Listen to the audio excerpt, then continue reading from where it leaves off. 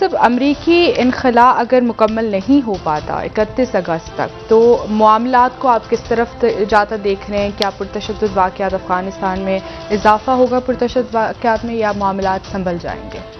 नहीं जी, मामलात तो बेहतरी की तरफ जा रहे हैं, अल्लाह का शुक्र है। और आज जो है वो अभी कुछ देर पहले पेंटागन की तरफ से ये बाकायदा कह दिया गया है कि प्रेसिडेंट बाइडेन जो है वो तोसी नहीं चाहते। ठीक हो गया। और ये ऐलान जो है ये प्रेसिडेंट यानी 31 तारीख के बाद फौजों का, उससे पहले वो चाहते हैं कि इनखला हो जाए, उसके बाद बिल्कुल। और इससे पहले जो ज़बीहुल्लाह मुजाहिद हैं उन्होंने एक प्रेस कॉन्फ्रेंस की और उन्होंने भी कहा कि हम इसको, ये हमारी रेड लाइन है, इसको हम तारीख को तोसी नहीं दे सकते किसी सूरत। और उसकी वजह यह है कि उन्होंने फिर इल्ज़ाम भी लगाया कि अमेरिकन एयरपोर्ट पे बुलवाते हैं लोगों को, लोग आते हैं तो फिर फायरिंग होती है और वगैरह वगैरह, सारा जो भी उनकी बातें थी बड़ी। और उन्होंने कहा कि ये जाएं ताकि हम यहाँ की सिक्योरिटी संभालें और फिर दुनिया को दिखा सकें कि जो भगदड़ मची हुई है अफगानिस्तान से सारी, वो तो एयरपोर्ट से ही आ रहे हैं मनाजिर, तो ये हम उसके बाद फिर इसको फौजें यहाँ से निकल जाएँ उससे पहले।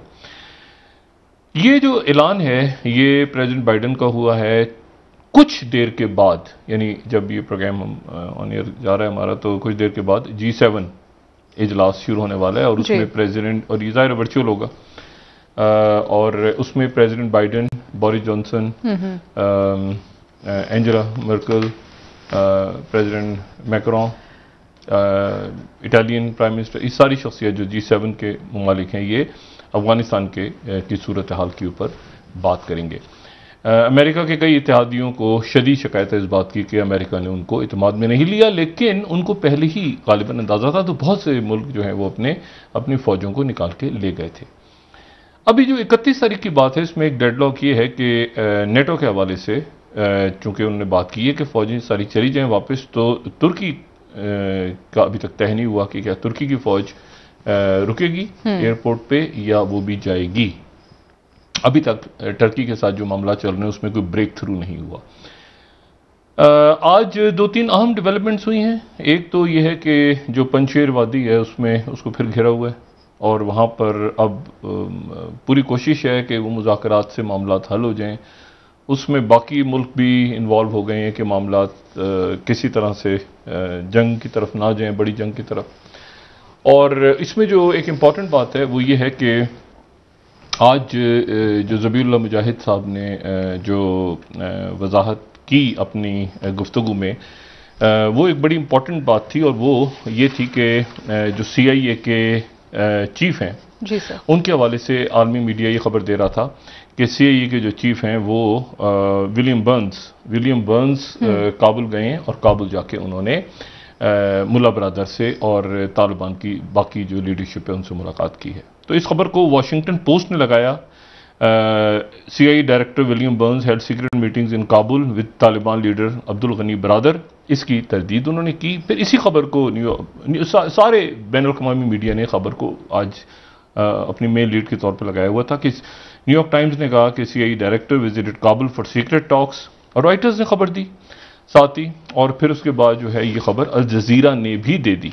तो मतलब तकरीबन सारे ही दुनिया की जो मीडिया था, ये 23वीं हमारे पास जो 23rd है स्लाइड, उसमें अल जज़ीरा के हवाले से कि CIA chief met Taliban leader in Kabul evacuation के दौरान। अच्छा, तो ये जो खबर आई, अब ये जो विलियम बर्न्स हैं ये बड़े ये साथ ही ये भी बता दूं कि ये बड़े गहरे दोस्त हैं जैक सुलिवन के, जो NSA हैं अमेरिका के, और ये अंडर सेक्रेटरी यानी ये रहे हैं नायब सेक्रेटरी खारजा रहे हैं।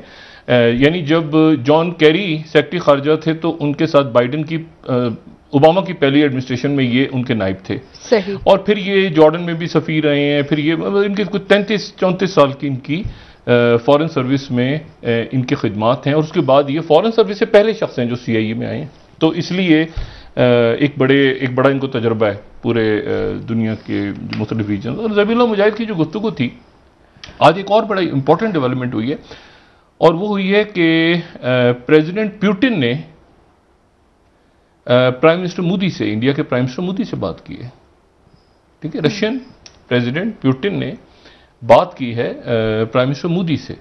ठीक। अफगानिस्तान के मसले पे। अच्छा, उसमें बाद में आता हूँ, लेकिन मैं पहले जरा इसको ये एक बात इनके जो आज इनकी प्रेस कॉन्फ्रेंस थी उसके हवाले से बात करते हैं कि लोगों में एक इज्तनाब है कि कौमी हुकूमत, मखलूत हुकूमत, इंक्लूसिव हुकूमत, ये तालिबान अपनी मर्जी से मुख्तलिफ जो अहम वजारतें उन पे लोगों को तैनात कर रहे हैं। तो वो मुशावरत कर रहे हैं सबसे मुल्कों से, लेकिन वो बात अपनी खुद कर रहे हैं। यानी उनको अगर कोई भी मुल्क कह रहा है कि जी इस पार्टी के आदमी को लगा दें, इसको लगा दें, तो तालिबान कह रहे हैं कि हम प्रोफेशनल्स को लगाएंगे। आज उन्होंने जो है वो इंटेलिजेंस चीफ को भी अपॉइंट कर दिया। उन्होंने वजीर तालीम को भी लगा दिया, वजीर ख़जाना भी उन्होंने नॉमिनेट कर दिया, मरकजी बैंक वगैरह के। तो ये वो हुकूमत साजी में लगे हुए। और दूसरी बात जो उन्होंने एक इंपॉर्टेंट की थी, और मैं इस बात को थोड़ा सा चंद मिनट में इस पर बात करना चाहूँगा। देखिए, ये जो परचम का एक इशू खड़ा हुआ ना कि उन्होंने अफगानिस्तान के परचम की जगह हमें नज़र आए मुख्तलिफ जगहों पे तालिबान के परचम। ये जहन में रखें कि जो आज उन्होंने जो बात की है ना कि हुकूमत बनेगी, हुकूमत बन जाएगी, तो उसके बाद हम आइन साजी करेंगे, तो उसमें डिसाइड करेंगे कि मुल्क का परचम कैसा होगा। ये बड़ी इंपॉर्टेंट बात है कि उसमें हम देखें, मिसाल के तौर पे इसी तरह से कि हम अगर पाकिस्तान में मुख्तलिफ इलाकों में जाएंगे, पीटीआई का झंडा नजर आएगा, पीपल्स पार्टी का नजर आएगा, मुस्लिम लीग नून का नजर आएगा, ठीक है, कहीं किसी जमात इस्लामी का नजर आएगा, लेकिन फिर उसके बाद पाकिस्तान का झंडा होगा।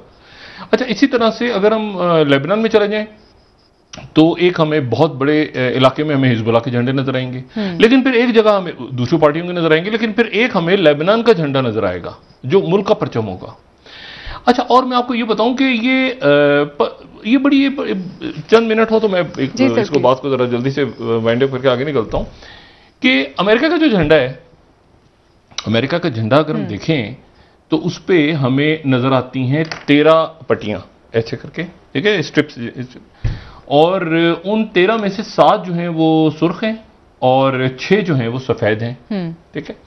अच्छा, ये जो 13 है ना, ये 13 स्ट्रिप्स हमें अमेरिका के झंडे में इसलिए नजर आती हैं, इसमें से 7 सुर्ख और 6 सफेद, ठीक है। इसको अगर हम बड़ा करेंगे तो थोड़ा सा, और इसके साथ जो स्टार्स हैं वो हैं 50, और ये 50 जो स्टार्स हैं ये उनकी 50 रियासतें हैं जी। 1777 1717 जी, उस दिन से लेके आज तक, जब ये जी 1777 ईस्वी जब ये झंडा बना था, सही, तो 13 रियासतें थीं, और 13 ही उसमें, ये 13 वो रियासतें थी जो असल अमेरिका था, जो खाना जंगी हुई थी ना बीच में, जो अमेरिका की 13 रियासतों ने आजादी हासिल की थी जी सर। 13 रियासतों की वो पट्टियां जो है वो डाल दी गई थी उस पर, और उसके बाद ये डिसाइड हुआ था कि जितनी रियासतें आती जाएंगी उतनी ही पट्टियों में इजाफा होता जाएगा। अब मसला ये हुआ कि अगर इसको पट्टियां बढ़ाते गए तो ये तो पूरा 1 मील लंबा बन जाएगा। भाई कितनी पट्टियां, 50। तो आखिर में उन्होंने क्या तय किया कि उन्होंने जो एक तरफ पैट्रियट्स थे और एक तरफ रिबेलियंस थे, तो जाहिर है कि वो एक बड़ा, तो तय ये उन्होंने किया कि वो बजाय इसके कि वो पट्टियां बढ़ाएं रियासतों की, वो सितारे बढ़ाने शुरू कर दें। तो आखिरी दफा जो है वो 49 में ये हुआ कि हवाई उनका जो है वो शामिल हुआ, अलास्का आया, तो उन्होंने उसके बाद ये 50 रियासतें क्लोज हुई, और आप समझें कि 183 साल में उनके जो हैं वो ये 27 दफा झंडे तब्दील हुए। और ये जो झंडा है उनका मौजूदा झंडा, ये सबसे ज्यादा तवील अरसे से चल रहा है, कोई 61 साल से चल रहा है, 61 साल से, और 13वां सदर है जो बाइडेन, जो कि इस झंडे के साथ काम कर रहे हैं। वरना एक एक सदर के दौर में 2-2 झंडे, 3-3 झंडे तब्दील होते रहे, क्योंकि रियासतें आती जा रही हैं, शामिल होती है, तो यहां जाके वो ठहर गया अमेरिका का झंडा। अच्छा, अमेरिका के झंडे पे एक और बड़ी इंटरेस्टिंग बात है। देखिए, अमेरिका का जो झंडा है, अगर हम करंट झंडे को फोकस रखेंगे तो अच्छा होगा, ताकि हम जी, तो ये झंडा जो है, इस झंडे को इसमें बड़ी, इसको एक तो तय करने का तरीका होता है, वो हर मुल्क में होता है, एक तय, दूसरी तय, फिर ये झंडे की बड़ी एक अजमत होती है, बिल्डिंग्स पे लहरा रहा होता है। इसको लोग 4 जुलाई को जाहिर है इसको स्वनगुबी किया जाता है मुल्कों में, इसको पिंस की सूरत लोग लगाते हैं अपने कपड़ों पे, इसके कलर्स पहनते हैं, सब कुछ हमें पता है, फौजी जो हैं वो लगाते हैं प्राइड। अमेरिका के आइन की, अच्छा, दुनिया भर में लोग गुस्सा करते हैं तो झंडे को आग लगा देते हैं अमेरिका के। सबसे ज्यादा झंडा अमेरिका का ही जलता है पूरी दुनिया में, लेकिन यह कि जब जलता है झंडा तो अमेरिकन उस पर जाहिर है कि गुस्सा आता है उन्हें शदीद। और फिर जब वो बुलंद होता है तो सलूट करते हैं उसको, और दुनिया भर में बेसेस अमेरिका की और सफारत खाने और जो उनकी हर जगह पे वो झंडे लहरा रहे हैं। अमेरिकन आइन की शिक नंबर 1 के तहत झंडे को जलाना जुर्म नहीं है अमेरिका में भी। अच्छा, अमेरिका में भी जुर्म नहीं है, आजादी राय के तहत आप झंडे को जला सकते हैं, झंडे की तौहीन, परचम की तौहीन कर सकते हैं। अच्छा, अब जो ट्रंप साहब जो हैं, ये उनके कॉन्स्टिट्यूशन जो है वो अजीब उनको, अच्छा ट्रंप इसके लिए तरमीम, जैसे वो गन्स है ना, गन्स का एक कानून, इस तरह परचम को आप खड़े होकर फेंक दें उठा के, कुछ नहीं होगा अमेरिका में। अच्छा, अब मसला ये है कि वो ट्रंप साहब ने एक ट्वीट कर दिया कि जी उन्होंने कहा नोबडी शुड बी, क्या था ट्वीट, ये था 2016 में, nobody should be allowed to burn the American flag, if they do there was consequences, perhaps loss of citizen और ईयर इन जेल, या तो शहरियत छीन लूंगा, जेल में डाल दूंगा। अगले दिन उनकी अदालत खड़ी हो गई, उन्होंने कहा ये तो खिलाफे आइन बात कर रहा है सदर अमेरिका का, तो ट्रंप साहब चुप हो गए। मतलब आप झंडे को जलाना वहां पर कोई जुर्म नहीं है आजादी राय के तहत।